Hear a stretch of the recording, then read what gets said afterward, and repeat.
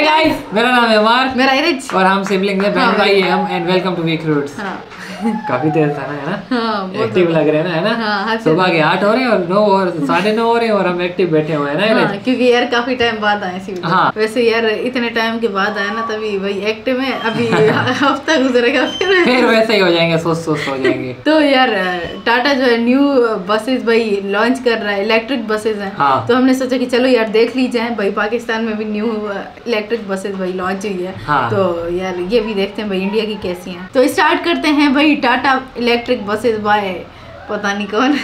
क्या मतलब? हिंदी में लिखा हुआ है ना, हद होती है वैसे। तो स्टार्ट करते हैं अपना रिएक्शन बिना टाइम वेस्ट किए। लेकिन वीडियो स्टार्ट करें उससे पहले हमारे चैनल को सब्सक्राइब करें और बेल आइकन को प्रेस करना ना भूलिएगा, ताकि हमारी वीडियो की नोटिफिकेशन सबसे पहले आप ही को मिले। टाटा ने किया एक और करिश्मा, चीन की उड़ गई नींद। अब टाटा बनाने वाला है इलेक्ट्रिक बस जो दौड़ेगी पूरे देश की सड़कों पर। सरकार ने दे दी है अपनी मंजूरी। आखिर क्या है ये पूरा मामला? अगर आप भी इस बारे में डिटेल में जानना चाहते हैं तो वीडियो को अंत तक जरूर देखिए। दोस्तों, पेट्रोल और डीजल के बढ़ते दामों और इनकी वजह से बढ़ते प्रदूषण को रोकने के लिए आजकल लोग इलेक्ट्रिक व्हीकल्स खरीदना पसंद करने लगे हैं और इलेक्ट्रिक व्हीकल सेगमेंट में सबसे भरोसेमंद ब्रांड है टाटा। भारत के पूरे ईवी सेगमेंट में, इलेक्ट्रिक व्हीकल सेगमेंट में टाटा का कब्जा है। लेकिन अब टाटा इस फील्ड में एक और माइलस्टोन सेट करने जा रहा है। अब आपको देश की सड़कों पर इलेक्ट्रिक बस भी दौड़ती दिखाई देगी। वैसे तो अभी भी आप कई जगह इलेक्ट्रिक बस चलती देख सकते हैं, लेकिन अब सरकार लगभग पूरे देश में इलेक्ट्रिक बस चलाने की शुरुआत करने जा रही है। इस बार उसने इसके लिए टेंडर भी निकाल दिया था, जिसमें देश की कंपनियों ने भाग लिया।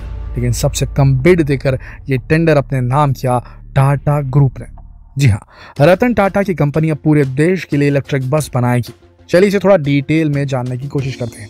Convergence energy service limited CESL ने केंद्र की फेम 2 पहल के तहत टेंडर जारी किया था, जिसमें देश के 5 प्रमुख शहरों कोलकाता, दिल्ली, बैंगलोर, हैदराबाद और सूरत में 5450 ई बसेस को बनाया जाना था।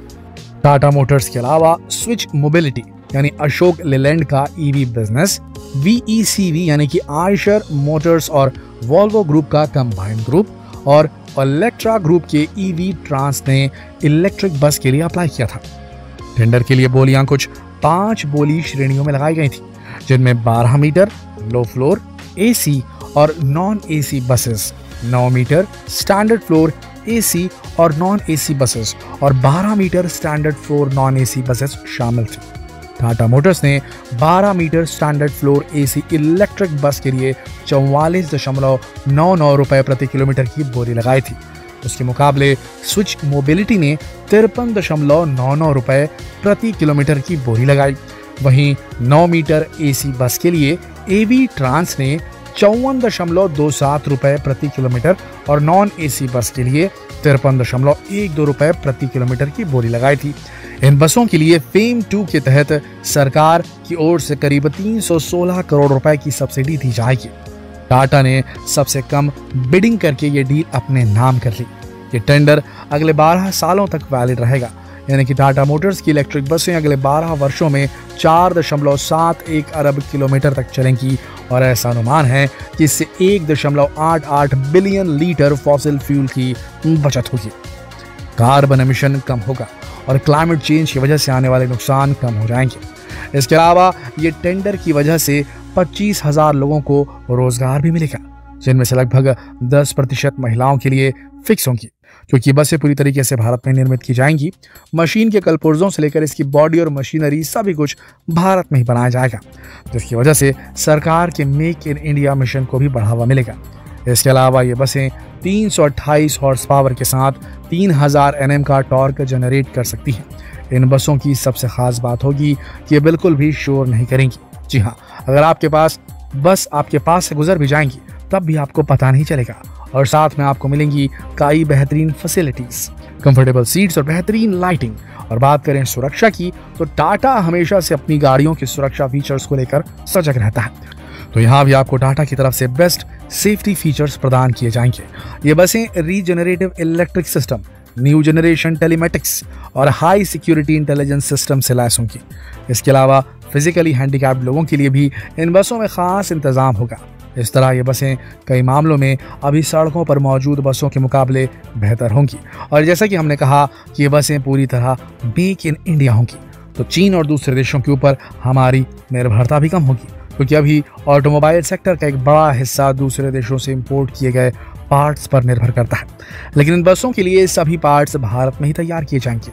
इसीलिए अब शायद चीन भी भारत के इस कदम से डरता दिखाई दे रहा है, क्योंकि अगर भारत ऑटोमोबाइल सेक्टर में आत्मनिर्भर हो गया तो ये उसके लिए एक बहुत बड़ा झटका साबित होगा चीन के लिए। दोस्तों, टाटा मोटर्स हमेशा से ही देश के लिए कई बड़े बड़े काम करता आया है। हम मिडिल क्लास को कार देने वाले उनके ड्रीम प्रोजेक्ट टाटा नैनो को कैसे भूल सकते हैं। भले ही वो प्रोजेक्ट सफल ना हुए हों, लेकिन उस प्रोजेक्ट के पीछे उनकी नीयत काफी साफ और नोबल थी। और वैसे भी रतन टाटा ने हमेशा देश की विषम परिस्थितियों में साथ दिया है, इसीलिए देश के लोग भी उनसे जुड़ाव महसूस करते हैं। चलिए आज आपको रतन टाटा के जीवन के कुछ अनसुने अनछुए किस्से बताते हैं, जिन्हें आज तक आपने शायद ही कभी सुना हो। दोस्तों, रतन टाटा का जन्म टाटा परिवार में हुआ था, जो कि देश का सबसे बड़ा बिजनेस परिवार था। लेकिन इसका यह मतलब नहीं कि रतन टाटा ने अपने जीवन में कभी संघर्ष नहीं किया। आपको यकीन नहीं होगा, लेकिन रतन टाटा ने माइन में फावड़े चलाने से लेकर होटल में बर्तन धोने तक का काम किया है। दोस्तों, रतन टाटा का जन्म 28 दिसंबर 1937 को गुजरात की सूरत में हुआ था। उनके पिता थे नवल टाटा और दादा थे जमशेद जी टाटा। उनकी मां का नाम सुनी टाटा था, लेकिन रतन टाटा के पिता ने 2 शादियां की थी। इस तरह उनकी सौतेली मां का नाम सिमोन टाटा है। जब रतन टाटा 10 साल के थे तब उनके माता पिता अलग हो गए और इसके बाद वो अपनी दादी के साथ रहने लगे। जब उनके माता पिता अलग हुए तो रतन टाटा काफ़ी टूट गए और डिप्रेशन में चले गए, लेकिन जल्द ही उन्होंने खुद को संभाल लिया और अपनी पढ़ाई पर ध्यान फोकस करना शुरू कर दिया। उन्होंने कैंपियन स्कूल से अपनी स्कूलिंग की और उसके बाद वो आगे की पढ़ाई के लिए लंदन चले गए। यहाँ से उन्होंने आर्किटेक्चर में डिग्री हासिल की, फिर हार्वर्ड यूनिवर्सिटी से मैनेजमेंट की पढ़ाई भी की। इसके अलावा रतन को प्लेन उड़ाने का भी बड़ा शौक था। उस वक्त अमेरिका में कई इंस्टीट्यूट पैसे लेकर आपको प्लेन उड़ाना सिखाते थे, लेकिन उस समय उनके पास इतने पैसे नहीं थे कि वो इंस्टीट्यूट की फीस भर सके। ऐसे में उन्होंने कई जगह नौकरियां की और तो और रेस्टोरेंट में बर्तन भी मांजे। इसके साथ ही उन्होंने अमेरिका की एक आर्किटेक्चर फर्म में 2 साल तक नौकरी भी की। और अच्छा, ये भी नहीं हुआ कि रतन टाटा पढ़ाई करके आए और उन्होंने सीधा टाटा में ऊंची पोस्ट मिल गई हो। उन्होंने टाटा स्टील के जमशेदपुर प्लांट में फावड़े से खुदाई का काम शुरू किया। उनके पास IBM जैसी बड़ी कंपनी से नौकरी का ऑफर भी आया, लेकिन उन्होंने अपने खानदानी बिजनेस को ही आगे बढ़ाने का डिसाइड किया। और आज ये उनकी ही मेहनत का फल है कि टाटा आज हमारे जीवन का हिस्सा बन चुका है। यहाँ तक कि लगभग देश के हर बच्चे ने कभी न कभी टाटा का नमक तो खाया ही है। क्यों? सच है ना। इसके अलावा आज टाटा का बिजनेस पूरी दुनिया में फैल चुका है। यहाँ तक कि कभी घरेलू मार्केट में काम करने वाली भारत की एक कंपनी आज जितना मुनाफा भारत से कमाती है, उससे कहीं ज्यादा मुनाफा उसे दूसरे देशों से आता है। अगर बात करें इसके मार्केट कैप की, तो अगस्त 2022 तक देश का सबसे बड़ा ग्रुप टाटा ही है।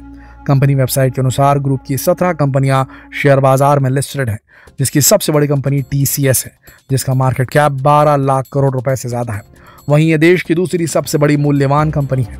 इसके बाद टाइटन लिमिटेड ग्रुप की दूसरी सबसे बड़ी कंपनी है। टाटा स्टील, टाटा मोटर्स, वोल्टास और ट्रेंट जैसी कुल 17 कंपनियों का कुल मार्केट कैप 21,21,162.95 करोड़ रुपए है। दोस्तों, टाटा ग्रुप एक के बाद एक नए आयाम रचता ही जा रहा है और इसका सबसे बड़ा कारण उसे भारतीय लोगों से मिलने वाला प्यार और सम्मान है। और पूरा देश रतन टाटा का सम्मान करता है और उम्मीद है कि टाटा के दूसरे प्रोजेक्ट की तरह ही ये प्रोजेक्ट भी जरूर सफल होगा, जो इलेक्ट्रिक बस वाला है। क्या बात है यार, मेहनती लोग ही कामयाब होते हैं। भाई इन्होंने बड़ी स्ट्रगल की है। बाकी यार बर्तन भी धोए, क्या बात है यार। और पैसे भी नहीं थे इनके पास यार आगे मतलब कि अपने शौक पूरे करने के, लेकिन फिर इन्होंने हिम्मत नहीं हारी, मेहनत करते रहे। और टाटा यार ये हम बचपन से सुनते आ रहे हैं, जब हम नर्सरी में थे तब से यार स्टार प्लस पे इन्हीं के एड्स चलते थे। स्टार प्लस वगैरह तब पाकिस्तान में चलता था। बैन नहीं हुआ था। अभी तो पता नहीं क्यों बैन कर दिया है। अभी भी कहते होता तो हर वक्त उसी में बैठे रहते हैं। बिल्कुल यार, स्टार प्लस के ड्रामे बड़े याद आते हैं यार। बाकी यार बसेस की बात करें तो यार ये सारा जो क्रेडिट जाता है ना भाई टाटा को तो जाता ही जाता है, लेकिन भाई मोदी को क्योंकि यार जो भी अच्छे काम हो रहे हैं ना इंडिया में, तो वहाँ कहीं ना कहीं मोदी का हाथ जरूर है। हाँ बिल्कुल यार, आराम से क्योंकि मान जाते हैं। कोई भी अच्छा कोई मशवरा देता है तो भाई यस कर देते हैं। और ये जो इन्होंने मतलब निकाला है ना, जिसका नाम है मेक इट इंडिया, तो वो तो भाई पूरी तरह कोशिश करेंगे जहाँ से इंडिया को फायदा हो, जहाँ से इंडिया अच्छा बन सके, वहाँ से वो इंडिया को अच्छा बनाएंगे। बिल्कुल यार। और लोगों को भी वो बोलते ही होंगे हर वीडियो में, हर जगह पे, हर स्पीच पे बोलते होंगे कि जितना अच्छा कर सकते हो इंडिया के लिए करो। बिल्कुल यार, इंडिया की कामयाबी का राज ही मोदी जी हैं, क्योंकि हाँ। यार पता नहीं कितने अरसे से हैं, और देखो भाई क्या क्या हो रहा है भाई, इंडिया में बड़े बड़े काम हो रहे हैं यार, तरक्की पे तरक्की। खैर हमें ये न्यूज़ सुन के बहुत अच्छा लगा। वैसे ये चाइना का कारोबार ठप हो जाएगा अगर इनकी लॉन्च हुई, तो इसी वजह से यार चाइना परेशान है। खैर कोई मसला नहीं है, हर कंट्री को हक है भाई आगे बढ़ने का। हाँ।